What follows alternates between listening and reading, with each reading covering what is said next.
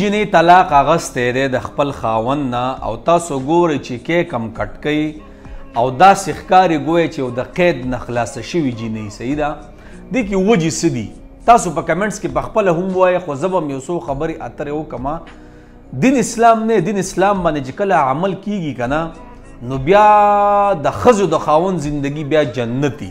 هغه څنګه جنتي د ټولو نه مخکې د مور او پلار ذمهداري ده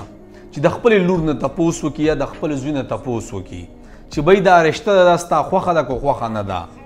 د هغې نه پسه چې کله جنۍ واده کیږي نو کم سے کم د ښځې حقوق د خاوند حقوق هغه جنۍ ته پکار دي چې په دې پوهې چې د خاوند څه حق دی ما باندې لکه اسلام اوس څه وایي یو خاوند کور ته رالی او دا ښځه ورته وخاندي او په خپو لاس ورله زور وکړي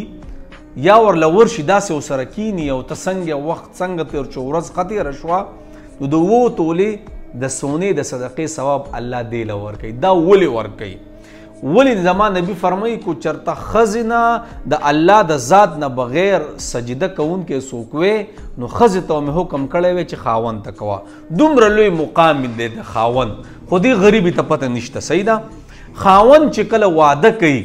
نو دې خاوند ته پته چې دا ښځه زما دپاره څومره اهم الله جل شانو یو جوړي سازه کړې ده ځکه آدم علیه السلام بیا پکار دی چې یوازې ساز کړی وی خو د انسان د سړي فطرت دا دی چې د ښځې نه بغیر ګزاره نه کیږي الله ورله څه وکړه د ګسې پختۍ نه هوا بي بي سازه کړه نو اوس کو دې انسان ته دې خاوند ته هم پته نشته نو دا به څه و چې دا زما نوکره د کور ته راغلی ده نو دغې لم پکار دی چې خاوند هم د خپل حقوقو نه ځان خبر کړي چې د ښځې څه حق دی ما باندې ډېرو ته پته نشته مړه دغه شان زموږ دا جوینټ فیملیانې دي جوینټ فیملیانې دې کې هم ډېر غټ فسادات سټارټ دي ورونه به ټول یو ځای مور او پلار به ټول یو ځای حالانکې د یو صحابي نه دا نه دي ثابت د تابعي د تبع تابعي نه دا ثابت نه دي چې هغوی د یو ځای زندګي تېره کړي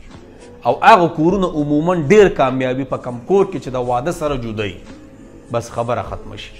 جناب بیا خواښې خپل رول نه ادا کوي خواښې چې د خپلې لور سره کم زړه خوري هغه د خپل انګور سره ورو خوري نه دغه شان انګور چې کور ته راواده شي نو خواښې اوس خر ته داسې ګورو چې بس وایي چې دا یو قسم لا په ما باندې چا مسلط کړي دي نو جناب دا ټولې خبرې چې موږ اسلام ته واړو که نه ټولې مسلې به زموږ حل شي نو جناب ښځې له څه دي په کار اوږه ښکته وړل په کم کور کې چې ښځه د ځان نه خاوند ساز کي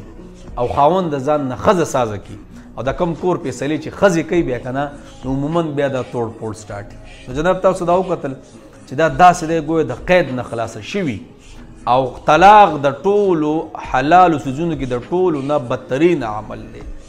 او دا ګویا داسې ده چې چا قید کې بنده کړی به خلاص شي اوس پته نه چې دې څه مسله ده بس خو بهر کې به الله زموږ ټول ماف کړي دارالعلومونو ته د مفتیانو ځایونو ته چې څومره د طلاقو مسلې راځي زیات تر د کال 2-3 خبرې شوي او د هغې نه پس بیا طلاق د واده کال 2-3 دا ولې بس غریبانان خبر نه دي طلاق په خوله راشي بیا چغې وایي الله دې موږ بس ماف کړي